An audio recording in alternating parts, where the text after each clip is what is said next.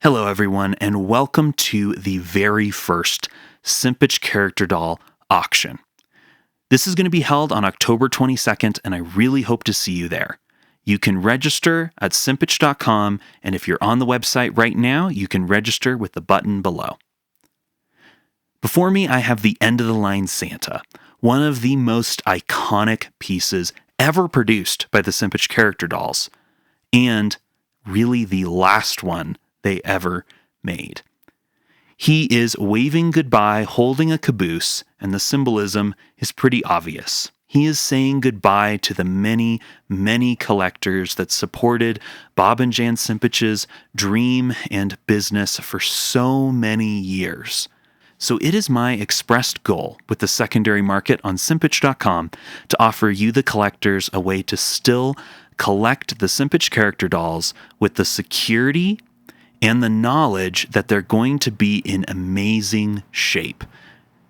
This is why I had to develop a grading system. I have 4 different grades of pieces: displayable, excellent condition, pristine condition, and heirloom condition. For the purposes of this video, I just want to focus on the top 2 levels. I want to explain to you what makes this piece pristine, which for me means it's in that same quality you would have expected to walk out of the Simpich character doll business with, and what elevates it to heirloom condition, what makes this piece go above that level and truly to an exceptional piece that could be an heirloom and a part of anyone's Christmas traditions for hopefully decades to come. So, as you can see, the piece's clothing is in amazing condition. There's no staining on his work belt or on his white shirt, which was this particular pattern was changed out a lot with this piece. I've seen many, many different designs. Actually, don't know that I've ever seen a piece with the same pattern, so that's a unique thing to each individual piece. You can also see little details like he is very firm on his stand, no wiggle there. And of course, we have to turn our attention to Jingle. So the Jingle really does elevate this piece to me. He adds a really fun element to the design.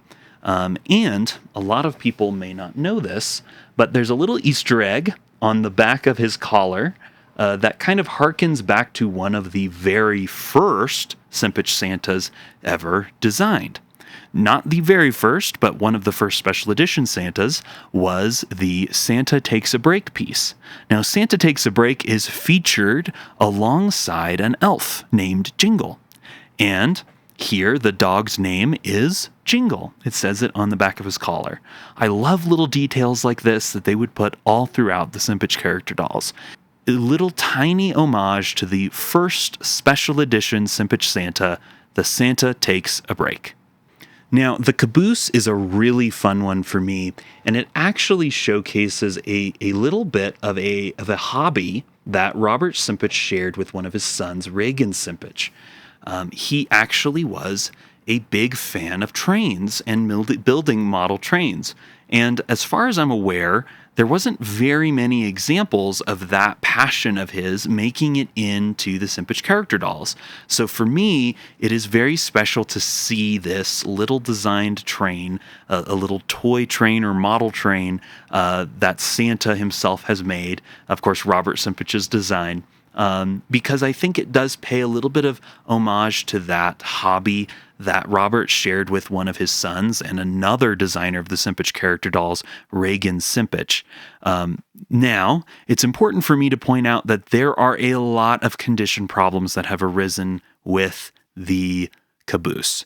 This caboose, on this exact version of the end-of-the-line Santa, actually arrived to me in this incredible condition.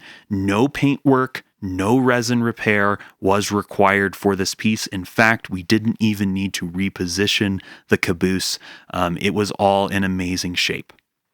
However, the caboose over the years has presented a little bit of a condition challenge, primarily because the caboose itself can knock into Santa's beard.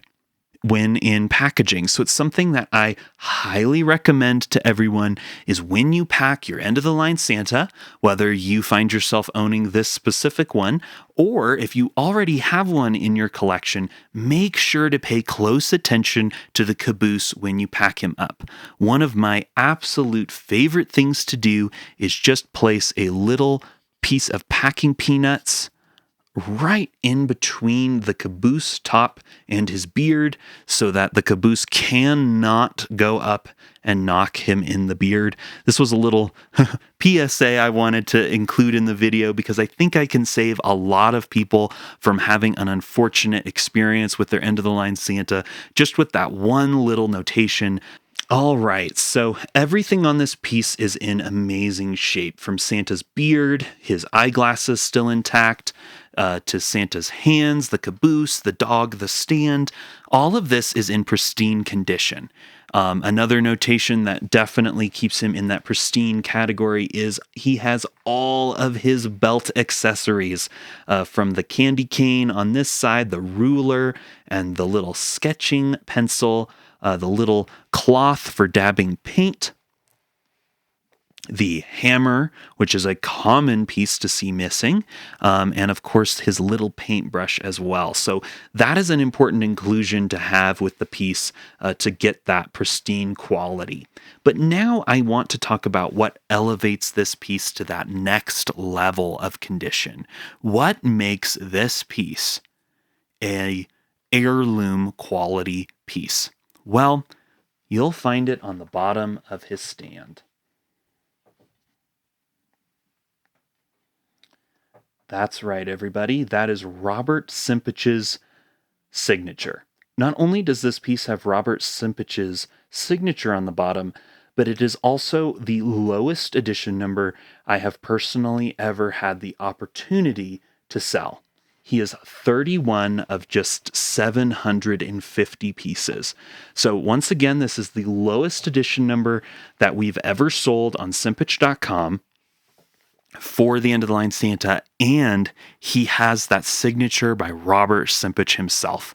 So that definitely brings this piece all the way to that heirloom condition level and will be included in our auction on October 22nd. So for more information and to register to be a part of the auction, definitely look at either the link or the button below the video in order to get registered and ready to join us for the October 22nd auction.